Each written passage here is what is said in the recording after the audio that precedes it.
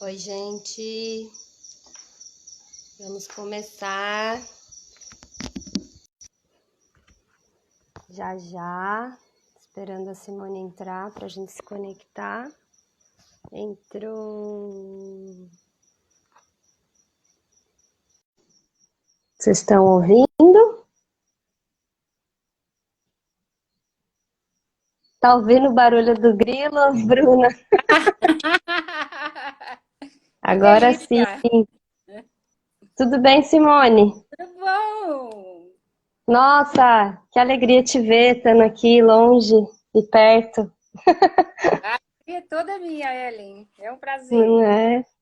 Eu tô muito animada hoje porque eu tô desde de manhã fazendo comemorações do Dia da Parteira Online e a gente teve um encontro com mais de 100 obstetrizes numa sala, Simone. Que coisa linda! Foi muito lindo. E aí eu já tô aqui inspirada para falar dos livros, porque uma das obstetrizes disse que ela está fazendo doutorado, pesquisando célula-tronco, enfim, e ela falou que o curso de obstetrícia ajudou ela a se empoderar enquanto mulher, parteira e pesquisadora, porque o universo da pesquisa tem lá suas dificuldades sexistas, né? Exato. E Você sabe que hoje as professoras da USP estavam circulando uma carta sobre a dificuldade das mulheres de continuarem publicando no mesmo ritmo que elas publicavam por causa da quarentena, né? Como as questões de gênero pesam depois, né? Mas que bom, hoje é um dia de comemoração, né? sim! E bom, por que que eu pensei nesse material, né? A gente fez a tradução dele do livreto do Bruxas, Parteiras e Enfermeiras, né? Que é um compilado, um texto escrito pela Bárbara Encherich, eu nunca sei falar, Encherich, e a Deidre English. A Deidre é uma professora da Universidade de Berkeley e a Bárbara, ela é uma escritora, né, com vários, muitos, mais de 20 livros publicados, e elas tiveram algumas publicações juntas. O Bruxas, Parteiras e Enfermeiras, essa aqui é a versão em português, traduzida espontaneamente, e elas sabem, né, que existe essa publicação e ficaram muito felizes e gratas de saber que ele está circulando em português desde 2013. E elas escreveram o Para Seu Próprio Bem, que eu não sei se você conhece, Simone, que é maravilhoso, né? E esse capítulo, esse livrinho, Bruxas, Parteiras e Enfermeiras, tem um capítulo estendido, então recomendamos muito esse livro, chama Para Seu Próprio Bem. Tem em português, estante virtual, vocês podem acessar. E vamos lá, Simone, esse livreto é do auge aí, né, dos movimentos das mulheres por acesso à saúde e os direitos reprodutivos em 1973, nos Estados Unidos. Exato. Esse livro, vamos começar como um bate-bola e, assim, queria menos que fazer uma apresentação formal, né? Fazer disso um diálogo, né? Ah, e você Então, se apresenta, Simone, por favor. claro, Quem é claro. você? Quem é você na Claro. fila do pão? Quem sou eu? Então, atualmente eu sou professora titulada do Departamento de Saúde e Ciclo de Vida na Faculdade de Saúde Pública da USP, né? Uhum. Então, eu de formação eu sou médica, eu fiz medicina na UFRN. Depois disso, eu fui fazer residência, depois fiz residência, mestrado e doutorado no Departamento de Medicina Preventiva da Faculdade de Medicina da USP e depois fiz 2 pós-doutorados que eu queria até falar da minha relação com esses livros, Uhum. meus 2 pós-doc também nas minhas pós-graduações, né? Mas queria Uhum. dizer que quando eu me formei há 500 anos atrás, 35 anos atrás, Me dá. então, quando eu vim morar em São Paulo, um dos motivos ia ser o encontro latino-americano Encontro Feminista Latino-Americano e do Caribe, o famoso primeiro encontro de Bertioga de 85. Oh. E aqui em São Paulo tinha uma coisa maravilhosa que chamava, tinha não, tem, chamado Centro de Informação Mulher, que é um centro de documentação feminista que nas últimas décadas tem passado por muitas dificuldades de sobrevivência, mas naquele tempo que foi montado com um bom financiamento, e ele funcionava ali no centro da cidade, perto da Luz, num lugar que chamava Vila Economizadora, que era uma vilinha tombada pelo patrimônio histórico, eram casas de operários antigamente. E uma dessas casas era uma biblioteca feminista. Então, lá eu encontrei o Witches, Midwives and Nurses, o Complaint Disorders, que é a primeira versão que veio a ser o livro, né? Para o seu próprio bem, ele chamava Queixas e Disfunções. Os dois, numa edição assim, de mimeógrafo, naquela ocasião, a versão curta deles. Eu quero falar desses livros, mas assim tinha lá todos os Our Bodies Ourselves, inclusive com as várias traduções. Eu quero lembrar disso, porque eu queria terminar com Our Bodies Ourselves, né? Sim! E lembrar que vamos ter a tradução brasileira. Então, todo esse esforço de subversão das mulheres com relação à sua saúde teve muitos desdobramentos muito positivos, né? Então, para falar desse livro, né, é preciso falar da efervescência política feminista, né, que havia na década de 60, 70. Então, ela chegou aqui no Brasil em 70, 80, e isso foi uma coisa maravilhosa, porque isso criou a possibilidade que esse conhecimento que cresceu de uma maneira explosiva na década de 70, ele pudesse ser compartilhado. Então, lá estava o How to Stay Out of the Gynecologist's Office, né, como ficar longe do ginecologista, que era um livro maravilhosamente bem editado, bem desenhado, né, da Federação do Centro de Saúde de Mulheres da Califórnia. Tem vários livros dessa federação. Então, havia uma produção feminista em saúde absolutamente efervescente. O Our Bodies Ourselves, eu acho que talvez era, vamos dizer assim, a cereja do bolo, mas havia uma grande quantidade de livros, né, que trabalhavam com isso. E uma das minhas disciplinas, junto com esse aqui, com o Complaint Disorders, tinha um outro textinho que chamava assim, em inglês chama Funny Thing Happened on the Way to the Orifice, que é uma coisa engraçada aconteceu ao caminho do orifício. Eu estou citando esses trabalhos porque eles instituem um momento onde as mulheres descartam, jogam fora, subvertem a autoridade masculina no que elas dizem sobre o corpo das mulheres. Não se usava o termo mansplaining naquele tempo, mas cai a ficha de como é que esses caras, que não têm vulva, vagina, clitóris, útero, peitos, se arvoram a ter autoridade sobre as nossas vidas e os nossos corpos. Como eles podem achar que o conhecimento que eles produziram Então, um movimento de subversão assim conceitual, cognitiva, onde caem muitas fichas das pessoas, né? Então, é nesse contexto que o livrinho aparece. Então, eu vou comentar um pouco sobre o livro e emendar ele um pouco com o Caliban e falar um pouco dos desafios atuais, né? Sim, sim. Então, eu vou tentar falar uns 20 minutos para a gente ter tempo para um bate-papo. Certo. Né? Então, eu vou percorrer um pouco o Witches, Midwives and Nurses, porque eu acho que ele tem insights incríveis para a gente pensar o dia da parteira. Né? Sim. E também para falar um pouco de o que eu vejo que o livro assim abriu minha compreensão para uma série de coisas, mas eu diria assim, eu procurei as minhas anotações feitas naquela ocasião da minha edição, certo? Então eu vou compartilhar com vocês uma versão atualizada. A minha leitura da Bárbara, eu acho que Ehrenreich, mas e ela tem escrito muita coisa incrível. Eu tenho um livro dela recentemente que chama Dançando na Rua, que é sobre as festas populares, as questões de subversão, etc. A Silvia Federici até, vamos dizer assim, tangencia nessa história das multidões, aquela coisa toda. Mas a tese central do livro, eu diria que, ao contrário do discurso autoritativo, que diz que as mulheres são supersticiosas, aquelas pessoas irracionais, até pelo seu corpo, seus hormônios, etc. As mulheres, elas eram os pilares da racionalidade e do empirismo, né? Uhum. Eu acho que outras autoras foram adiante, né, do trabalho delas, mas elas trazem essa questão, né? Que a história Sim. médica diz que os médicos homens superaram as cuidadoras mulheres por intermédio de sua superior ciência e tecnologia.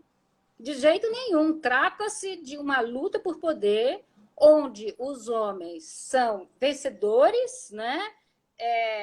Como diz aqui, os médicos homens devem a sua vitória não aos seus esforços, não é o conhecimento hegemônico porque ele é mais efetivo, porque é mais seguro, mas sim porque ele melhor serve quem os financia e quem os apoia, né? Uhum. Eu acho que isso é um momento muito atual e a gente está vendo isso ser reeditado inúmeras vezes, né? Mas Sim. isso é muito interessante. Quando eu escrevi o meu mestrado, eu usei muito o livro delas, né? Eu vou Uhum. mostrar para vocês. Eu não sei se eu consigo fazer isso, ou se fica visível. Eu devia ter visto como é que eu poderia usar mais recursos. Mas eu não sei se é possível. Vocês verem essa imagem, vocês já viram muitas vezes, né? Sim. Então, essa é uma imagem que eu acho que ela é muito simbólica desse momento que elas falam, né? Sim. Elas usam uma outra capa. A capa do Bruxas, Parteiras e Enfermeiras é uma outra ilustração do mesmo livro, que é esse Uhum. de Rosengarten. Então, eu queria Uhum. só fazer um salto bem grande antes de chegar na Idade Média e no Renascimento, né, que é o que ela descreve naquela primeira parte sobre as parteiras. O que acontece é uma expropriação material das mulheres, né? Eu acho que esse é um grande insight do livro da Silvia Federici, né? Que, diferentemente do panfletinho, né? É um livro super curto. Livro de Sim. mimeógrafo, essa é uma edição de mimeógrafo. Para Né? circular mesmo, né? A ideia é difundir. O Calibanha a Bruxa é um livro super denso, super denso. Exato. E vem trabalhar, inclusive a Silvia Federici cita a Barbara Ehrenreich. Eu gostaria de fazer uma ponte exatamente sobre a citação que ela faz. Uhum. Essa imagem é muito legal, porque ela mostra, eu vou descrever a imagem de uma certa maneira, porque ela tem muito a ver com a construção vamos dizer assim, das ocupações nessa ocasião. Sim, quem tiver o Zine, está na página 16. Tem aí a imagem que a Simone está falando. Essa aqui, né? Exato. Isso. Essa Essa aqui. imagem é mesmo. Ela é maravilhosa, porque ela mostra a divisão de trabalho entre homens e mulheres. Uhum. Os homens, os físicos, as pessoas que vão para... não é a ideia que a gente tem de universidade hoje, mas que vão para o ensino privilegiado, certo? Eles estão fazendo o trabalho que é considerado científico e masculino naquela ocasião. Aqui. Que é o horóscopo, entendeu? Aqui. Eles estão vendo lá as estrelas, etc., para ver qual será o prognóstico dessa criança. As mulheres não, elas estão dando um apoio concreto. A mulher está em posição sentada, bem apoiada, com duas mulheres tomando conta, tem uma água ao lado, e a parteira ela tem um cinto. E nesse cinto ela tem uma série de frasquinhos. Esses frascos são os medicamentos que ela usa, né? Ela usa ópio, ela usa, enfim, diz a lenda que usava, enfim, um conjunto de drogas que eram feitos para acelerar o parto, reduzir a dor, coisas desse tipo, né? Uhum. E isso era passado, não estou dizendo com isso que todas essas coisas eram efetivas nem eram seguras, mas elas eram um conhecimento que implicava que as pessoas tinham passado isso de geração em geração. Essa ilustração, como a ilustração essa aqui, são de uma sucessão de livros que, na verdade, vem da identidade da antiguidade clássica. Então, tem vários livros de saúde da mulher que vêm da antiguidade grega e romana, que são reimpressos nas línguas locais. Esse aqui é um que chama Jardim das Rosas. Então, ele tem várias edições, e nesse período, ali pelo século XVI, ele muda completamente, ele é tipo assim, sequestrado em sua herança, né? E aí ele passa a ter um discurso muito mais masculino, e ele tem uma capa que são Adão e Eva, um de cada lado da árvore do bem e do mal, os dois transformados em duas caveiras. Então, Uhum. assim, passamos uma das capas do livro, são duas mulheres, com uma grávida e uma outra com um bebê, né? Como fosse Uhum. uma mulher sendo cuidada por outra, etc., num jardim de rosas, e as capas seguintes são capas relativas ao pecado, à queda, à morte e assim por diante. Né? Então, há toda uma expropriação, vários autores trabalham com isso, como os trabalhos de mulheres eles são expropriados em sua autoria. Né? E, Uhum. além disso, os livros são destruídos. Né? Então, tem vários estudos sobre os Our Bodies, Ourselves da Idade Média, um deles é o Trótula. Né? Então, assim, esse tratado que chama Trótula, se dizia que esse tratado era um tratado que não podia ter sido escrito por mulher, porque era muito bem escrito, mas, na verdade, Trótula ela era uma professora na escola de Salerno, onde as mulheres tinham, vamos dizer assim, liberdade de cátedra, quando em outros lugares, como muito bem mostra Silvia Federici, elas perdem o direito à educação, à organização profissional, ou seja, elas são expulsas das guildas. Né? Vários autores Uhum. falam da expulsão das mulheres das guildas, porque as mulheres perdem o direito à renda, à herança, a IVI, né? O direito à IVI, ele é essencial para o exercício profissional, né? E ela diz que boa Uhum. parte do direito de IVI ele é expropriado pelo relaxamento das leis sobre estupro, né? Então, Uhum. toda a questão do terrorismo político associado à Inquisição, ele se volta contra os espaços que as mulheres têm poder. Né? A participação em guildas, inclusive uma das guildas que elas são afastadas, são proibidas em vários países, as mulheres com frequência elas participavam também das guildas de cirurgiões e de barbeiros.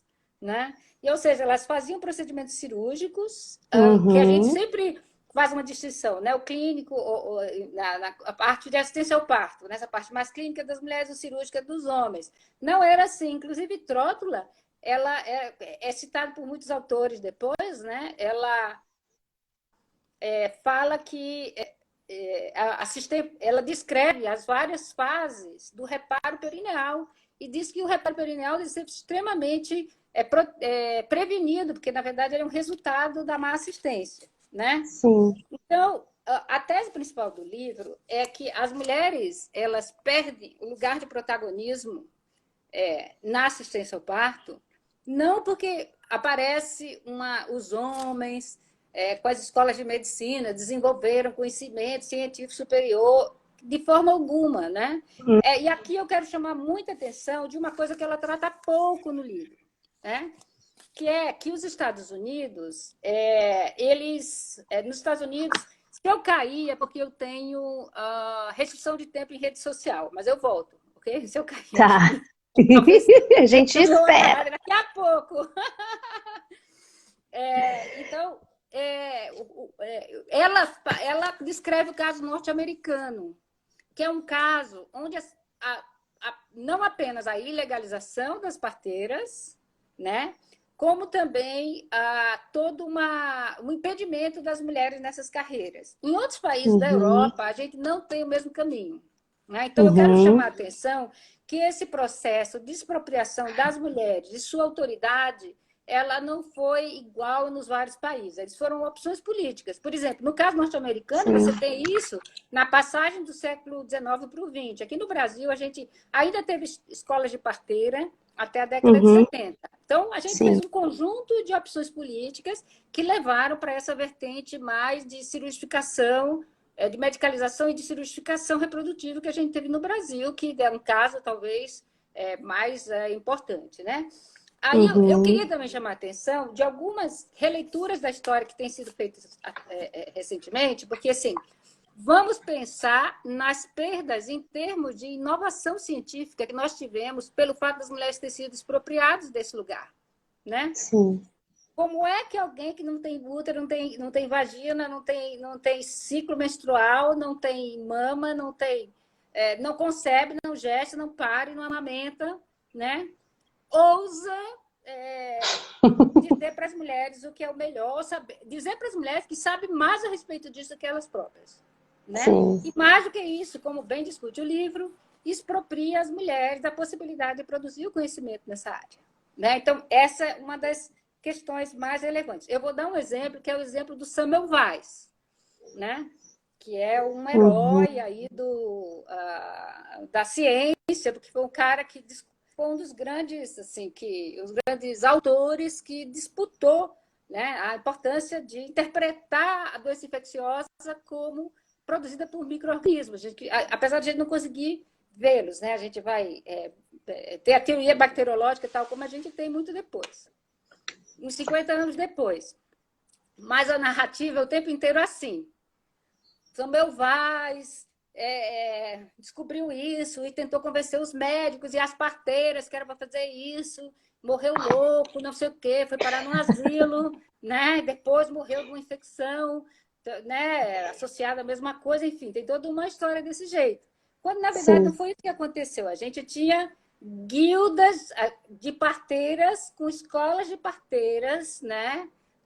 Em vários países europeus, e as parteiras tinham um resultado muito melhor do que os homens, porque eu acho que talvez tenha a ver com a observação doméstica, de que se você faz uma compota, você faz uma conserva, e aquilo está sujo, ou se você castra um porco, ou alguma coisa desse tipo, se não tiver tudo limpo, vai ter uma infecção. Então, quem tem essa observação empírica vai entender que se você sai de um cadáver, olha só, tinha toda essa ideia de vasculhar, né, os corpos para descobrir as causas das doenças, né? Então, se secava as mulheres que tinham morrido. E naquela ocasião tinha muito essa teoria da natureza combustível da mulher parturiente. A mulher parturiente, ela tinha, né? Então os homens tinham essa teoria a respeito, é uma teoria de base religiosa, né? Então, o que acontecia? As mulheres lavavam as mãos e os homens iam do cadáver para enfiar as mãos dentro do útero das mulheres, né? Então, as parteiras tinham uma prática muito mais segura e muito mais...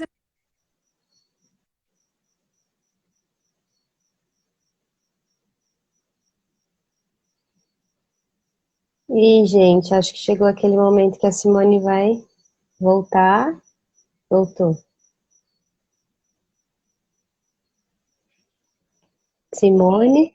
Oi? Foi rápido. Então, isso é lido como se, graças a Deus, um homem foi lá e ele foi um herói, porque ele disputou isso. E aí, como as pessoas não acreditavam nisso, e mais uma vez, né? Existem muitos interesses, né? A gente pode dizer todos os interesses do Estado que havia, todos os interesses das corporações, da necessidade do controle populacional e assim por diante, né? A própria necessidade de confinar mulheres em instituições para poder estudar como era o trabalho de parto, né?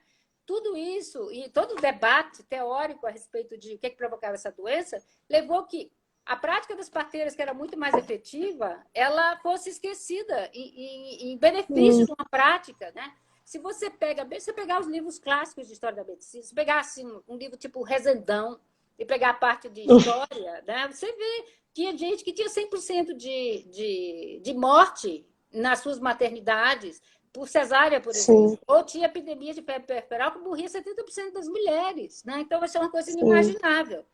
Quando a gente diz que a assistência ficou mais segura com assistência médica, científica, etc., na verdade, o século XIX, até a metade do século XX, era muito mais arriscado você ir com o médico do que você ir com uma parteira, né? Sim. E hoje em dia, o que é que nós queremos? Nós queremos o melhor dos dois mundos, né? Sim. Sabendo que a grande maioria das mulheres ela não vai precisar desse tipo de intervenção, né? Então, eu queria fazer alguns comentários aqui, mais uns 5 ou 10 minutos aqui, porque é o tempo que eu já pensei. À Eu vejo que vontade. muita gente... Tem perguntas coisas aqui, então eu queria também falar de uma outra parte que eu exploro na minha dissertação, né? A minha dissertação é sobre como esses modelos, a maneira que a gente enxerga o parto e quem são os personagens do parto, como é que a gente pode olhar a cena do parto e entender ali relações sociais, relações de gênero, relações de classe e assim por diante. Em qualquer cenário histórico, né? E Uhum. aí eu analiso um capítulo do autor brasileiro, que é considerado o pai da obstetrícia brasileira, né? Que é o Fernando de Magalhães. E o Fernando de Magalhães consegue fazer ele quer que as mulheres vão para a maternidade para poder treinar os médicos da ciência, da medicina, etc, etc, né? E ninguém quer ir de jeito nenhum, né? Então ele contrata, ele assim, se articula com a polícia para a polícia levar as mulheres desregradas, as mulheres caídas, as prostitutas, então etc, para poder carregar o pessoal para lá. E ele descobre que, como isso não funciona, ele oferece um tipo de droga que ele chama de lucina, né? Que é uma mistura de cafeína com morfina, que ele desenvolve. E ele tem uma parte do livro dele que ele fala que daquela enfermaria onde as pessoas queriam fugir, né? As pessoas tentavam fugir das enfermarias, etc. No caso do Sabelvais, também tem muitas descrições históricas das mulheres tentando fugir, porque sabiam que lá é roubado. Então, em vez dessas mulheres tentando fugir ou as mulheres gritando, ele tinha agora uma enfermaria totalmente pacífica, em paz, porque ele apagava todas as mulheres com a mão. Só que o parto parava e os bebês deprimiam. Então, tinha que dar extrato de pituitina, que era a avó da ocitocina. Aí as mulheres acordavam com aquela dor muito intensa do parto, aí ele dava mais morfina, então morria muito bebê. E numa das situações morreu a mãe e o bebê, e ele responde a respeito disso, né? E ele chamou essa droga de lucina, né? Então, o que era lucina? Né? E o que isso tem a ver com o dia da parteira? Então, lucina era o nome de Juno, que era invocado na hora do parto. E no parto entre as romanas, né, no apogeu do Império Romano, para ir para a cena de parto, tem muitos relatos das cenas de parto no Império Romano, né? E aí você tem a obstetrix, que é a pessoa que cuida do parto em si, né? Ela oficia uma série de coisas. Você tem a nutrix, que é a pessoa que cuida da amamentação logo depois. Você tem a ornatrix, que é a pessoa que organiza as dimensões propriamente estéticas. Você tem um conjunto de pessoas relacionadas a um conjunto de cuidados que é oferecido no parto. E a obstetrix escreve com P nas tumbas. Obstetrix. Porque Ops é o nome de Juno Lucina no parto. Ela é invocada como Ops. O-P-S ou O-P-I-S. Então, obstetriz. E aí, ela, na verdade, ela é uma oficiadora. Ela coordena o conjunto dos rituais e ela tem um conjunto de autoridades técnicas. Um delas é o uso do ópio, né? Então, havia todo um sistema de produção de ópio para o parto, né? Então, nas festas que eram feitas no mês de maio, né? As matronálias, né? O ópio é levado ao templo de Juno Lucina, que era o templo de Juno, era o maior templo de Roma, né? E as mulheres levavam o ópio em homenagem às parteiras. Então, é o dia de hoje. Vamos fumar ópio? Não. Então, mas a ideia é que o parto também ele é um momento psicoativo, né? De alteração do estado de consciência, né?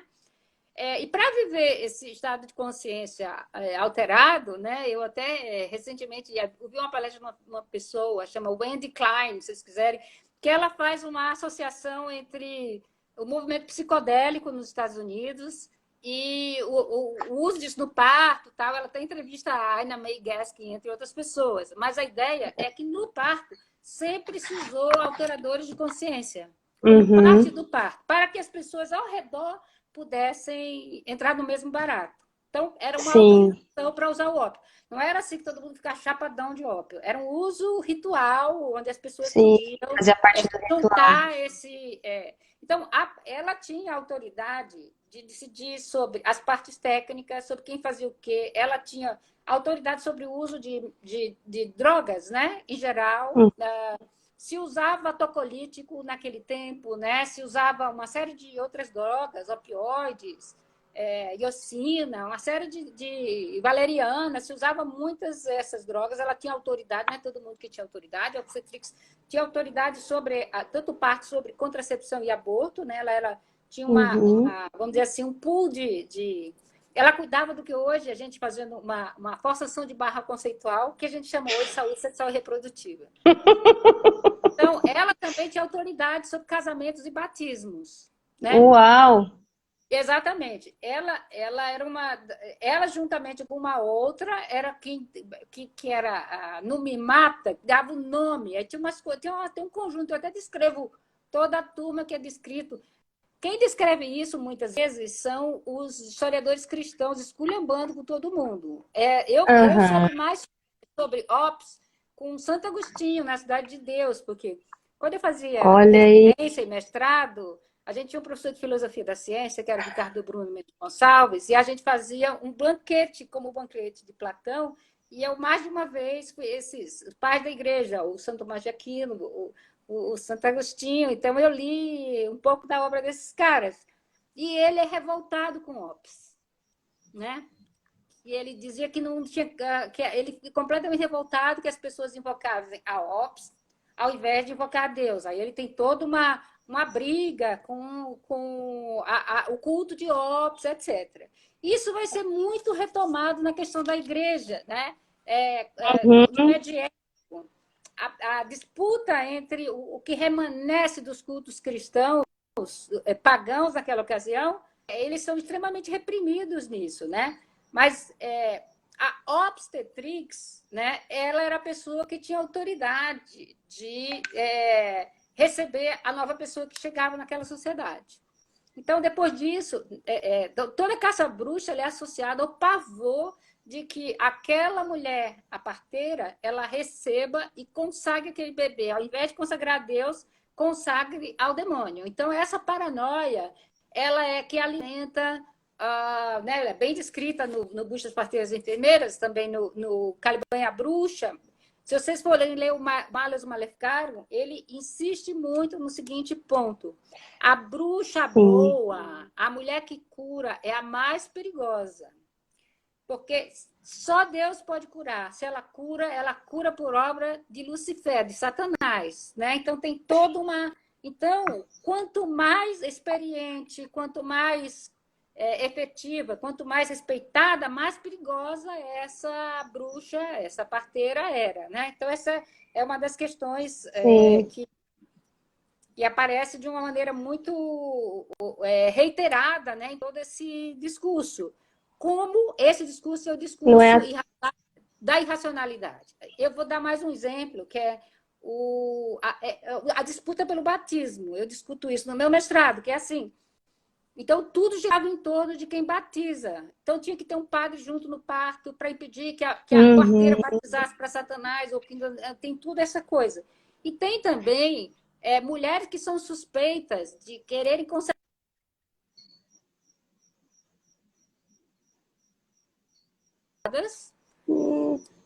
seu útero ser Parou para cortado você, para Simone. você inserir uma seringa com água benta, né? Tem um cérebro autor, que é o Philippe Pau, que era um médico muito católico, que ele propunha fazer isso. Coincidentemente, morriam os bebês todos depois, né? Os bebês e as mães, porque morriam de uma infecção. Claro.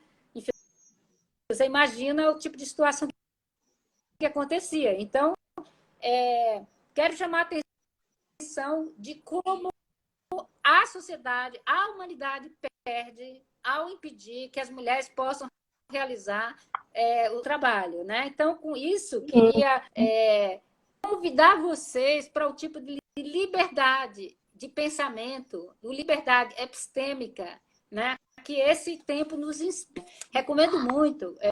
Quando eu começo algumas disciplinas, eu faço.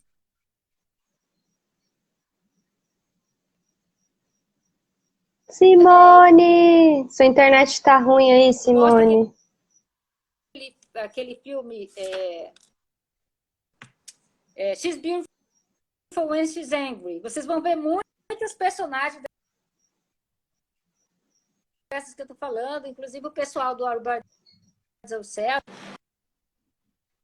fez essa enciclopédia. Ai, puxa, o que podemos fazer? Voltei aí? Simone, espera aí, dá uma pausa.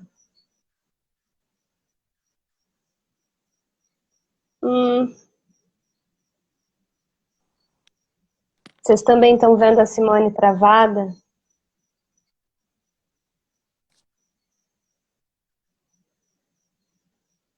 Aqui tá bem, tá completamente parada, Simone.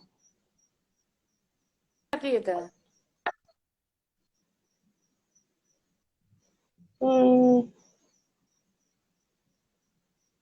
Peraí, acho que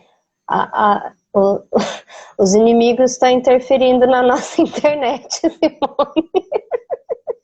Calma aí. A gente sabe, né, que a caça às bruxas continua.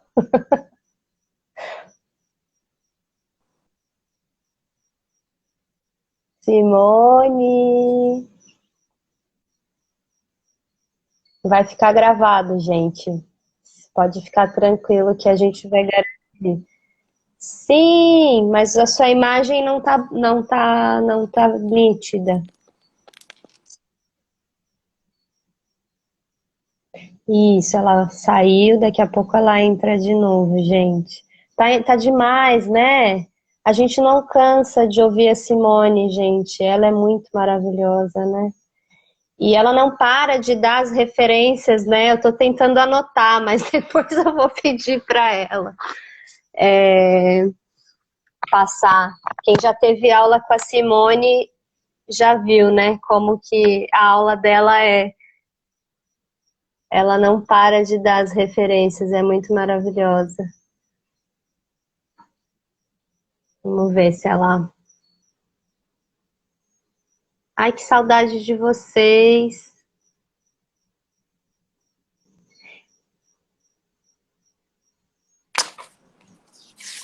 Ah, voltei! Sim. Ê! Voltei. Vocês me ouvem? Ai,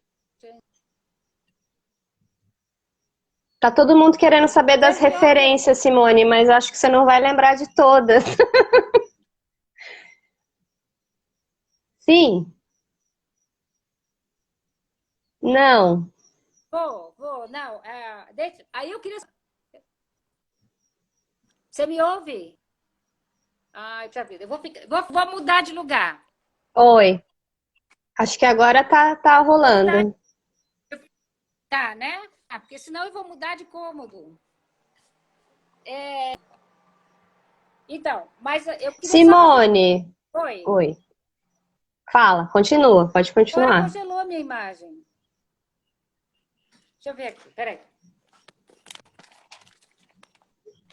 Oh, poxa vida.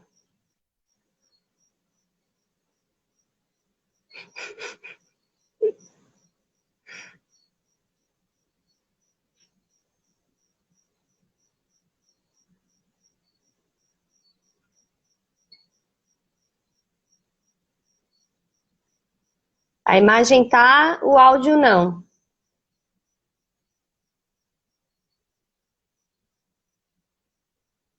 Vocês estão ouvindo a Simone?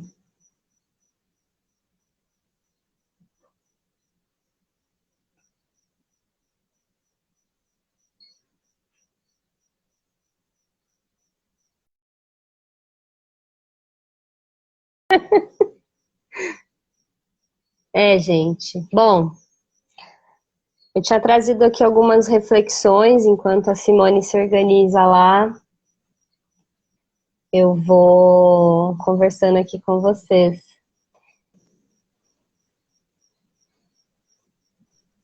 Tá todo mundo Pronto. ansioso, volta! Então, não, só um comentário. Você está me ouvindo? Agora tá ótimo. Ah, tá bom. Então, sobre a coisa Não. enfim, das origens da ginecologia moderna, mas eu acho que eu queria mais agora. Agora já são umas 6h40 e eu queria mais ouvir as pessoas, Sim. enfim, de ouvir você e tudo mais. Mas, assim, eu queria retomar aquele raio descolonizador, despatriarcalizante, não é? Da literatura daquele período, que é muito bacana ser reeditar. Como diz uma poeta Manda! que eu gosto muito, que ela inclusive, eu cito muito ela com relação às questões de parto, que ela chama Adrienne Rich, ela escreveu um livro chamado Nascida de Mulher. Não está traduzido para o português, mas é fácil encontrar em inglês, é um super clássico. Ela diz assim, que é o momento de que novos olhos se abram sobre as nossas velhas pálpebras, quando a gente olha para esses temas, entendeu? Então, Não, repete, cortou. de que novos olhos se abram sob nossas velhas pálpebras, né?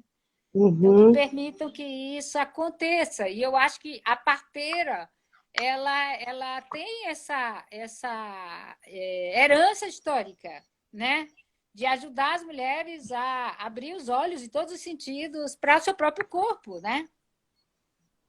uhum. Então, isso. Gostaria de... Aliás, as pessoas me perguntaram por que... Agora eu vou inverter e vou fazer perguntas. Por que 5 de maio? Quem sabe?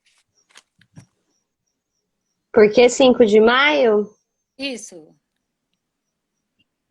Então, essa data ela foi definida pela OMS, né, como uma valorização ao Eu vi trabalho das aqui. parteiras. Vamos descobrir. E ela foi sendo discutido no encontro da Confederação Internacional de Parteiras na Holanda, em 87. Ah, Mas, Simone, eu queria que a gente talvez vai sair um pouco do tema, mas o livreto do Bruxas Parteiras, ele conta muito a história dos Estados Unidos, afinal de contas são autoras americanas. E eu sou muito interessada em entender um pouco o processo de medicalização do corpo das mulheres, de institucionalização da parteria, da obstetrícia no Brasil. Né? A gente teve aí o fechamento do curso de obstetrícia em 76, no auge da ditadura militar, né? E também foi um processo da Revolução Verde, que trouxe muita mecanização para a saúde também, né? Muitas coisas mudaram nesse período. E depois teve aí a abertura democrática, a criação do SUS. E eu acho que esse é um momento chave, né? Que você também viveu, né? E participou de alguma forma importante. Não sei, assim, eu gosto de ouvir você contar essa história de como que era esse jeito que vocês estavam organizadas quando foi a fundação do coletivo feminista, Sexualidade e ok. Saúde, né? Tá. Como é que Eu vou. vocês conseguiram fazer isso sem internet? Hoje em dia a gente não faz, sabe? É tudo tão diferente. Faz, né? De outros modos, mas enfim. Conta essa história pra Então. gente. Tá. Tem um clássico muito legal que chama The Episiotomy, que a Sheila Kitzinger escreveu, e a gente visitou Uhum. ela, eu e a Mariana Bastos, quando ela ainda era viva, assim, em 2008, mais ou menos, a gente foi lá em Oxford atrás dela. E ela conta de um ensaio, um estudo de 2.000 mulheres sobre episiotomia que eles fizeram sem internet. Das cozinhas das casas não era assim que a coisa acontecia. A gente tinha boletins, um monte de boletins. Eu não sei se eu vou caminhar aqui, que eu vou pegar meu carregador antes que caia. A gente tinha boletins então tinha uma literatura impressa naquela ocasião, às vezes mimeógrafo, que era intensa e as pessoas faziam o tempo inteiro essa coisa das malas diretas, né? Das malas diretas em papel mesmo, que havia. Então, era o que a gente tinha naquela ocasião. E também tinha muito... Se vocês virem naquele She's Beautiful Wednesday, tinha esses grupos de conscientização, grupo disso, grupo daquilo. E o coletivo, ele deriva enfim, do colegas, né, que foram para outros países onde havia um feminismo mais estruturado, né? No caso lá do coletivo feminista, a gente tinha o Dispensaire des Femmes de Genebra, que na pessoa da Rina Nissim. A Rina, inclusive, a Rina deu dinheiro para o primeiro coletivo, né? E ela é muito maravilhosa. Então, a Rina nos ajudou muito. Veio gente do Dispensaire des Femmes para formar a gente. A Maria José do Dispensaire des Femmes de Genebra e ficou lá um tempo treinando. Eu sempre conto essa história para as pessoas, né? Eu sempre gostei, eu na faculdade de medicina adorava um microscópio, não podia ver um microscópio na minha frente. Então, quando o pessoal veio assim, eu queria fazer a lâmina de todo mundo, então eu já levava as pacientes para fazer lâmina, adorava esse negócio. Então, tinha uma coisa assim, aquele feminismo tinha uma pegada empírica incrível, né? Então, que é muito parecida com as bruxas do século XV, né? Isso. Então, não sei se vocês conhecem, tem uma história engraçada num livro que eu acho que é aquele A New View of a Woman's Body, que a figura fala sobre... tá aí, né? Isso. Esses eu tenho. Ou naquele How to Stay Out of the Gynecologist's Office, um desses aí da federação, que a figura conta que as pessoas foram presas porque estavam fazendo práticas ilegal da medicina, e a prova que eles levaram era o iogurte que elas usavam para tratar as candidíases. Uau! O debate sobre microbioma agora está super presente. Então, já tinha uma antecipação de microbioma, e a maneira que você vive, o que você come, etc. Né? E as pessoas faziam isso. Hoje em dia, o pessoal faz sequenciamento genético de bactérias. Quem entende disso sabe que você pode fazer isso com uma tecnologia do século XIX, microscópio óptico, né? Usando recursos para acidificar, recursos para alcalinizar, recurso para bactéria, recurso, não é que o feminismo naquela época usava, muito ligado no que hoje a gente chama de educação quaternária, né? E quero dizer também que a gente recebeu financiamento da Igreja Europeia, né? A gente teve alguns financiamentos, a gente teve financiamento da ICO, que é a União de Igrejas. Holanda, a gente teve financiamento de uma outra instituição chamada Pão para o...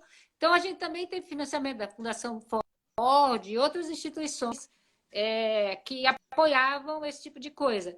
Na verdade, as fundações da década de 90 e em seguida, tipo Ford, MacArthur, né, elas não eram muito ligadas na questão de assistência. Ford financiou modelo de assistência, inclusive assistência à violência. Não eram muito ligadas nessa questão. Então, mas o que aconteceu no SUS? Né? Como é que a gente fez essa política de... Então, tem alguns livros, algumas teses que contam bem isso. Uma delas é a da Maria Luísa Riesco, que conta quando havia uma disputa dentro da enfermagem contra as parteiras, principalmente acusando as parteiras de ajudar as mulheres na regulação da fecundidade, tanto a coisa de aborto quanto de contracepção.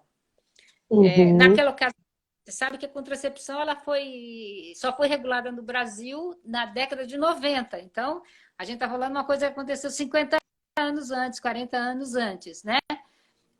Então, há uma disputa político-religiosa onde a enfermagem se disputava, mais leal ao patriarcado, vamos dizer assim, né? E que não faria questões relacionadas a... Então, assim, por muito tempo, a boa enfermeira era associada a ser a mais obediente com os médicos. Sim. Felizmente, as enfermeiras hoje estão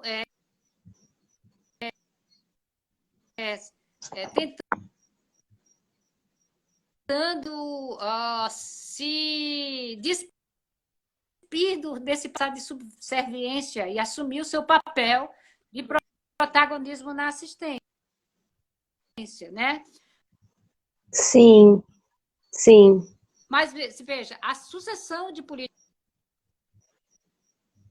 públicas, ela priorizou o acesso, muito mais o acesso do que a qualidade. E uma ideia de quanto mais caro, mais recurso, mais tecnologia, melhor, né? Que é um recurso, que é uma ideia que cada vez mais tem abandonado, né? Acho que Uhum. tendo abandonar esse. Mesmo os governos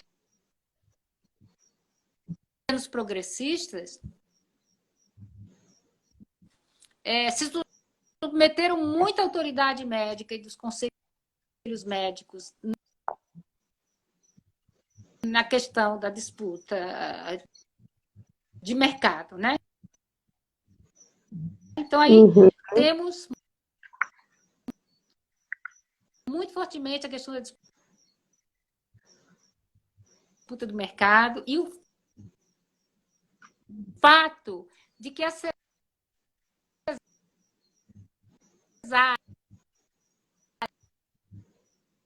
área eletiva sem trabalho de parto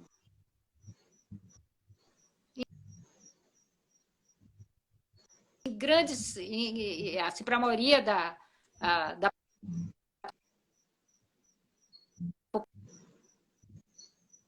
população, como nós temos hoje,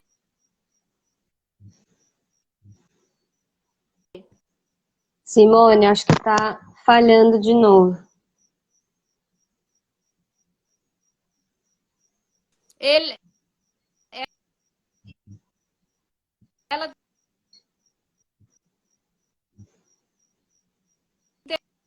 Simone, cortou de novo.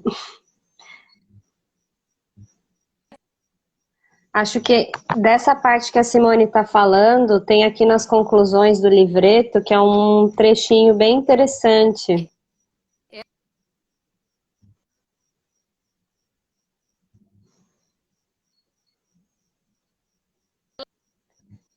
Simone. Peraí, gente.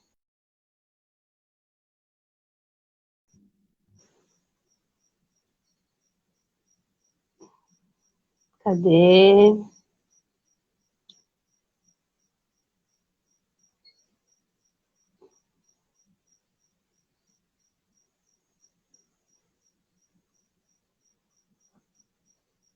Poxa, falta tão pouquinho. Eu também acho, viu? Desligar o Wi-Fi do céu. Estão dominando a internet. Eita, Simone. Volta, Simone.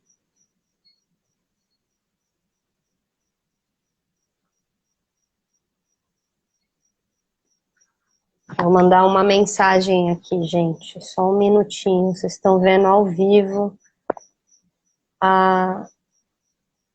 o que é o ao vivo, né? Aí, entrou de novo.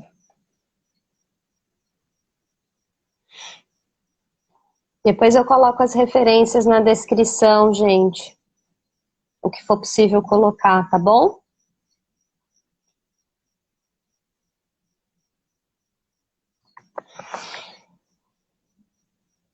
Isso, Alana, a gente falou que é do Para Seu Próprio Bem, né? Excelentíssimo livro. Vocês encontram Para Seu Próprio Bem na estante virtual. Recomendo fortemente. Simone, tá aí? O pessoal tá sugerindo você ficar mais paradinha com o celular, mas a gente não tá te ouvindo.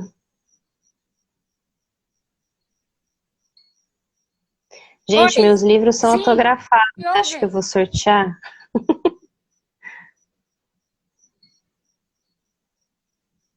Ah, vamos ter que marcar a próxima live com a Simone, não vai É, ter né? jeito.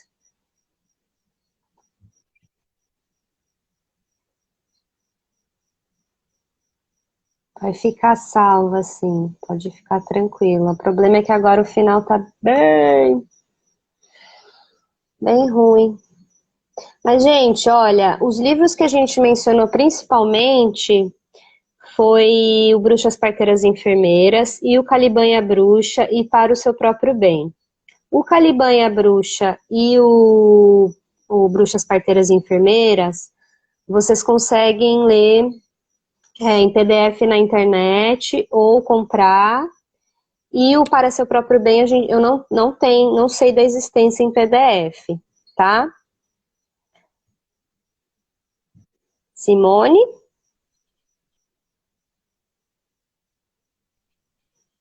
não te ouvimos.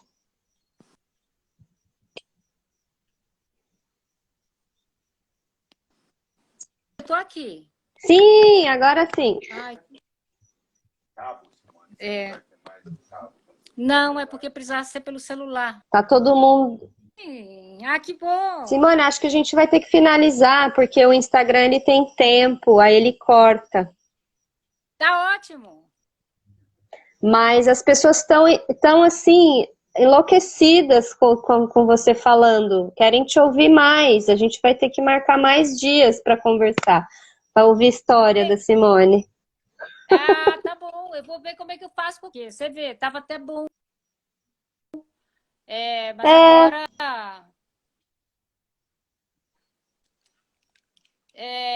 Enfim, podemos marcar outra vez. sim.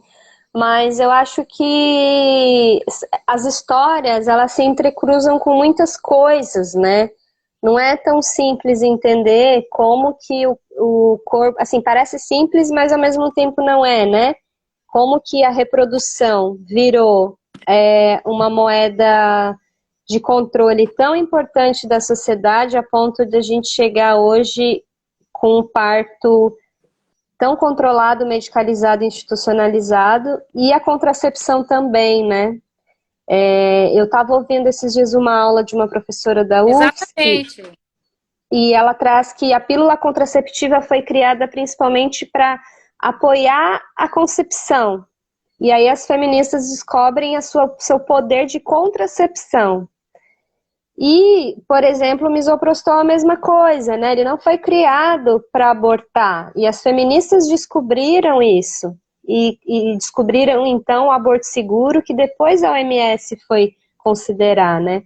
Então, a nossa capacidade de empirismo, de observação e trazer isso para o nosso autocuidado é incrível, desde sempre, né?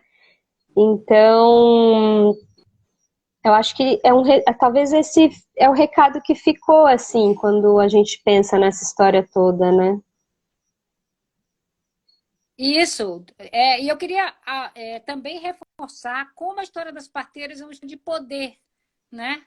E que a gente precisa recuperar essa história de poder, de potência, de autoridade das mulheres sobre o seu próprio corpo, né? Sim, Vou usar o termo mansplaining depois, de novo, porque eu acho que ele é muito explicativo, né?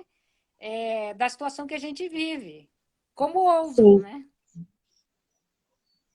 Como ousam. E uma coisa que você falou lá no coletivo, quando a gente fez o café da manhã, que eu adotei quando eu tô com a autoestima baixa, é lembrar o quanto que a gente é maravilhosa e a gente tem mesmo que ser nariz empinado. Exatamente. Como diz a figura lá, Up to Women Unite. E aí eu quero só fazer um último comentário, né? No Caliban e a Bruxa, a figura fala assim, que foi criado aquele wedge, né? Os dois falam